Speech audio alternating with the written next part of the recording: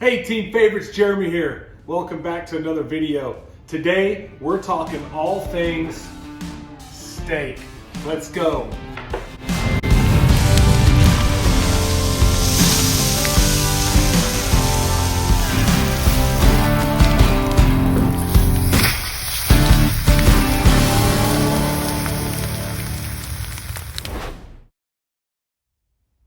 Let's jump right into it. You can see here we have 3 ribeyes, and they all look a little bit different. But before we get started, let's talk about the anatomy of a ribeye a little bit. Most ribeye steaks are composed of 2 muscles. A great ribeye steak shows a 3rd muscle. Here is the spinalis, and we're gonna spend a lot of time talking about the spinalis and what to look for. Here is the complexus. This muscle here is the longissimus, and it's often the eye. The spinalis is often called the cap. Again, the eye and the cap, the spinalis and the longissimus, and then the complexus, which shows up every now and then on your steaks. So let's put these down. Okay, so 3 different steaks, 2 different cuts of quality. You can see here, this is a choice grade steak. This here is a prime grade steak. And what we're looking at here is the marbling, okay? We can see the marbling is different. More marbling on the prime grade, less marbling on the choice. But that's pretty obvious. Okay, you can see here, great marbling. These are both prime steaks, came from the same butcher. One of the things I want to highlight when selecting steaks is to make sure you're going to a butcher that knows what they're doing. It's challenging at times to go to grocery stores and talk with the butcher about the steak because really they're just cutting steak, laying it out there. Now you will have butchers at grocery stores that may give you detailed information regarding the steak. But a lot of times these things are just sitting on the shelf, want you to pass by, grab it, keep moving on with your day. But if you go to a good local butcher, you can talk to them about the meat. They spend a lot of time interacting with you. So I encourage you to go to your butcher, your local butcher, talk with them about their meat. They'll give you the details on the quality of the meat, where their meat's coming from. You can also get fresh cut steaks there as well. So now diving into it, let's look at these steaks. What separates these steaks from each other? Okay, I'm gonna start here. The muscle that we talked about earlier, the spinalis here, is something that we're always gonna indicate in order to find great quality steaks. This muscle is full of flavor. It's incredibly tender and often is a game changer and can make or break your steak eating experience. Okay, you can see that all 3 of these steaks have the spinalis muscle in place. All right, now this steak here has a very thick spinalis that runs about halfway down the steak.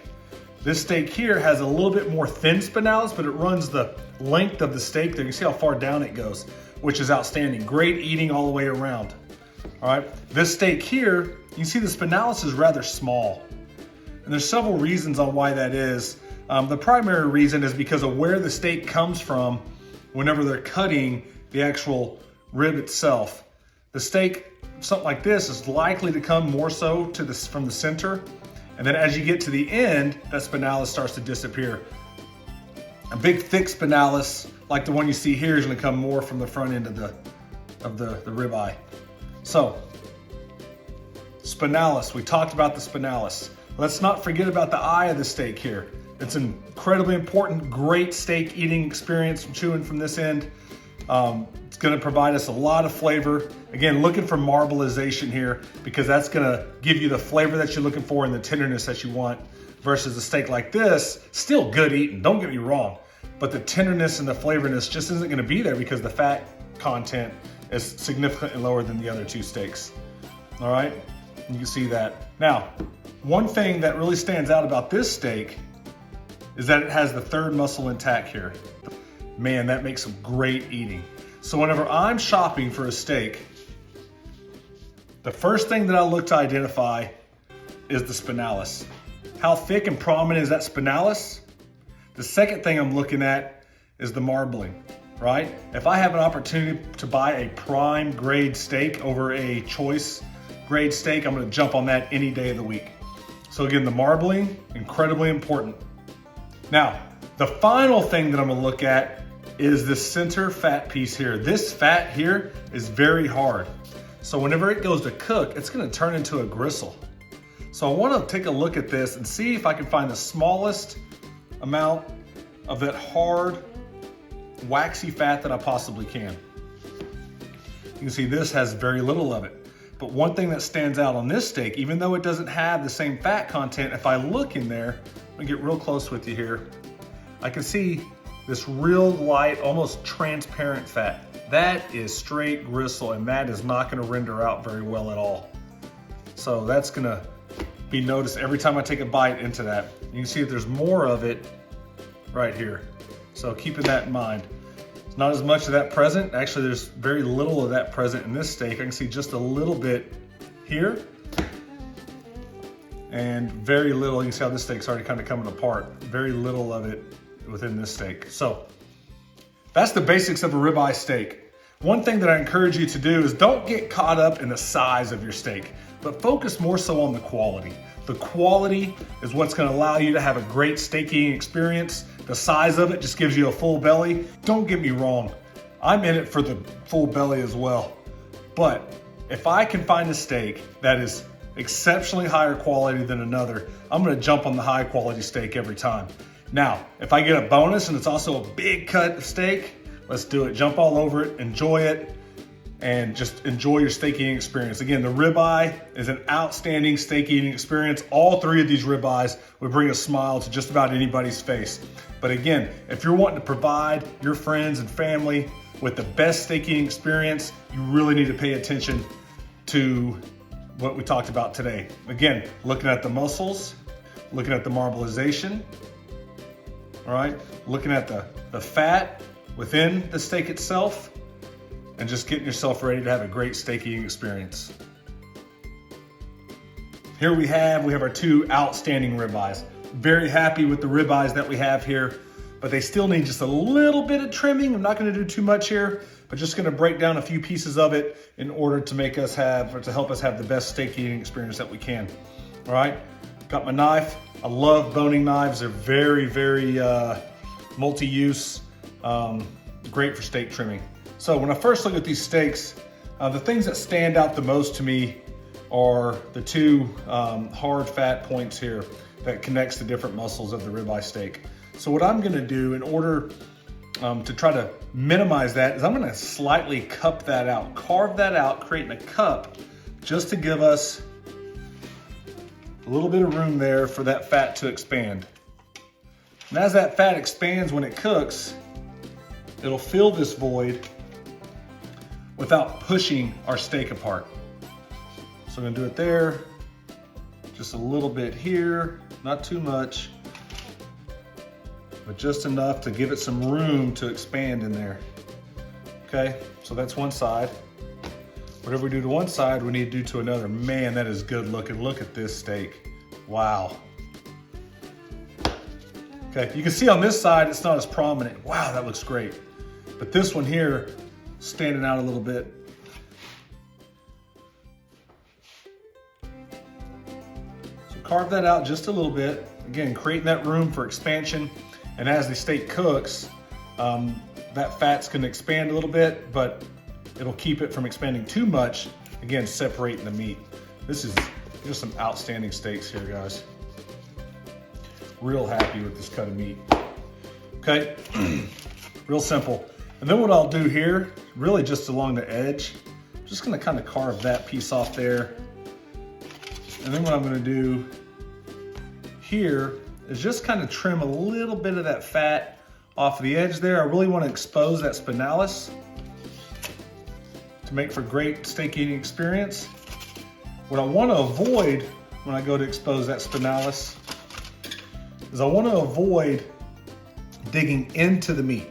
See how that fat goes into the meat? I wanna avoid going into the meat because now I'm compromising my meat and then again, influencing my steak eating experience.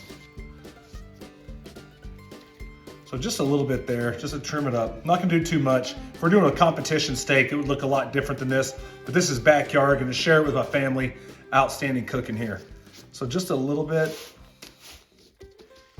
here, let me line this up. Just gonna trim this away just a little bit. Okay, now this joint here, where this muscle meets this muscle, I don't want to trim it too close to that. Because again, as the steak cooks, this fat is gonna render out, and that could cause a separation of my spinalis from the longissimus. So I wanna make sure that I'm not carving that out. I wanna keep that connected there, okay? But as I work down the side of the steak, I'm just gonna trim this up just a little bit. There we go. Good. Don't want to do too much for it. This is a competition style steak. We're gonna take the tail off here, right? But right now in my backyard, the way I look at it, the more meat on my grill, the happier I am. So I'm gonna keep all that intact for this. Okay, so we're gonna season these two steaks slightly different. Both of these steaks are gonna have a base of our blue rub. This is my Texas all-purpose seasoning. Very happy with how this tastes on beef. I think it'd be outstanding for you guys to try as well. So, anytime, here's a little trick for you. Anytime that you go to shake out a little bit of rub or seasoning, do a little practice shake, right? You wanna do a little practice shake so I can see how fast and how aggressive it's coming out before I go and I start to season my steaks. So here, just gonna hit it, and hit it pretty heavy. Don't be scared of it. We want these steaks tasting good. Oh, it smells great. Hit it pretty heavy. Okay, there we go. All right, now, on one of these steaks, I'll bring a little heat to it. And this is a great combination that I love. I love combining my red and my blue seasonings together. In our favorites community, we call that purple. Again, a little small practice shake, just make sure. See how it's coming out? I like to hit it heavy for me on my red rub here. Get it pretty heavy on there. Great combination there. All right. Now for this steak, this one's gonna be for the rest of the family. We're gonna use our gold rub. They're not fans of the heat that comes with the red, so we're gonna use a little bit of our gold here for this steak. Again, little trial shake there, and then we're gonna shake this on for them. They love the gold. So pat that down. Make sure that rubs in there nice and not tight. Okay, then we're gonna flip it over. We're gonna do the same thing the other side. Now, typically I'll let this sit for a little bit before I flip it over, but we'll go ahead and keep this thing moving forward. Okay, again, a little practice shake. I'm gonna take it, hit it again on this side. Both of these steaks are getting the blue seasoning on it. Looking good, smelling even better. Red.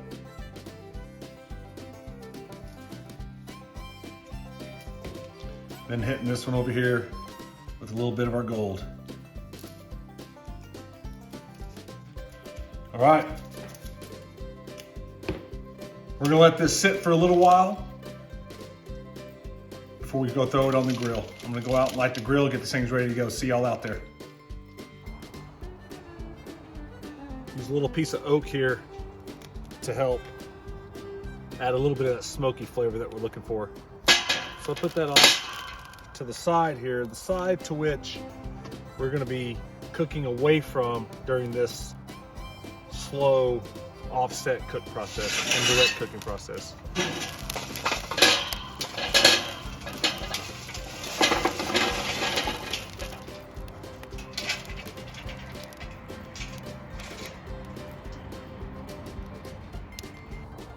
We got our PK grill here getting hot, getting ready to go. I have my hot coals on this side. I have no coals on this side because I'm gonna go with an indirect cooking process here. Slightly opened one vent because I don't want it to get too hot. Completely closed here. I closed the vents under the coals and left the vents opposite of the coals open on the bottom half. So just have a little bit of airflow through there. Hopefully the idea is to get the smoke to move across the cooker to hit where our meat is going to be sitting here, give it that indirect cook. So you can see I'm elevating the meat off of the top of the grill grates for this initial part of the cook because I want to make sure that I'm not searing the steak yet.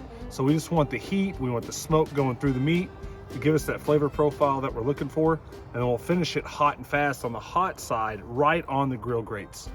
Come back at you here in a little bit.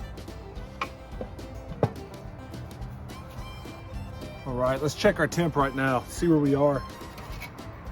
Thermopin, instant read thermometer, outstanding. Sitting at about 82 internal on that steak.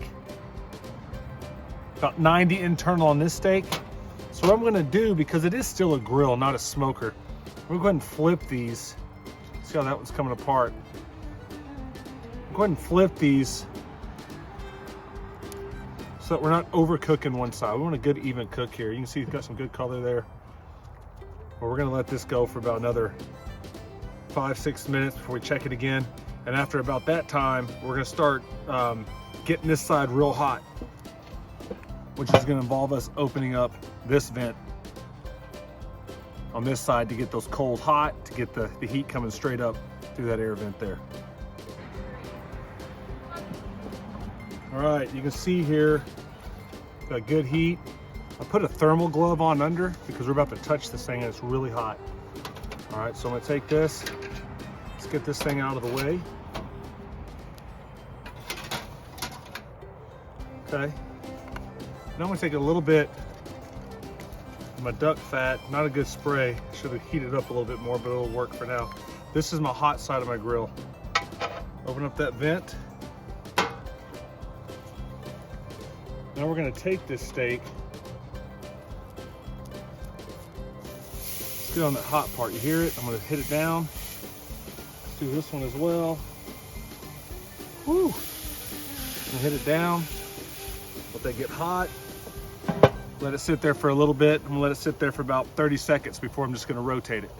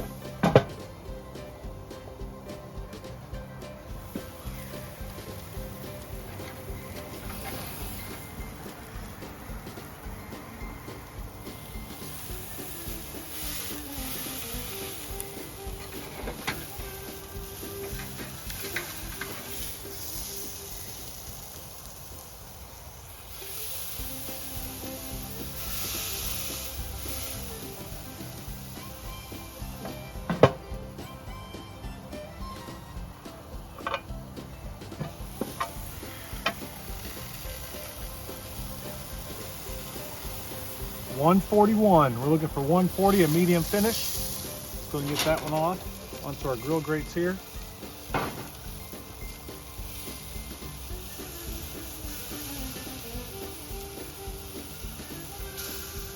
This one's 143, 144. Let's go and get that one off. We're looking for a medium. That's exactly the temperature we're going for. Take a look at these two monsters. We'll get these inside, let them rest for a few minutes before we go to cut them up.